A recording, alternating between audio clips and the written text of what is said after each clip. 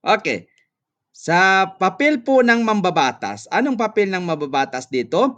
Ang mambabatas, legislator, mosyari ay patuloy na nag-a-adjust sa umiiral na batas upang umangkop sa mga bagong pangyayari. Kapag nagbabago ang lipunan, kailangan amyendahan o palitan ang lumang batas upang manatiling kapaki-pakinabang at makatarungan. Ano example niyan? Ang example natin na bibigay diyan, pagdating ng teknolohiya. Nagkaroon ng mga bagong batas tungkol sa cybercrime and data privacy. Alhamdulillah, major ko rin 'yan na sa international law namin. So pagdating po ng teknolohiya, nagkaroon ng mga bagong batas tungkol sa cybercrime. Diyan po, no, noong unang panahon wala po 'yan, no, wala. So ngayon may cybercrime na, may data privacy na, bagay na wala na mga lumang panahon, no? Nawala na yung mga lumang panahon na walang internet. Pero ngayon marami nang nagnanakaw. Saan nagnanakaw? Sa internet. Pati picture mo ninanakaw. What's more pag pera na, Allah musta'an. Hasanan. Dito po, Khulasatul Kalam po, no? Yan po ang example ng mga papel ng mambabatas. Noong unang panahon, magkaiba na sa panahon natin dati. Noong unang panahon, wala pong GCash.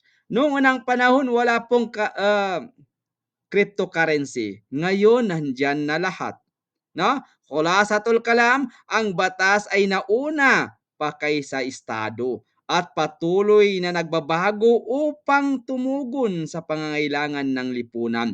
Ito ay naiiba depende sa lugar at panahon, in a particular time, particular place, particular law. Kaya't ang akmang batas sa isang bansa o panahon ay maaring hindi akma sa iba. Dahil dito, mahalaga ang pag-aamyenda ng mambabatas, legislator or mosyari upang manatiling makatarungan at epektibo ang batas bilang gabay sa pamumuhay ng tao. So, ano po ang pinakamahalagang punto natin dito?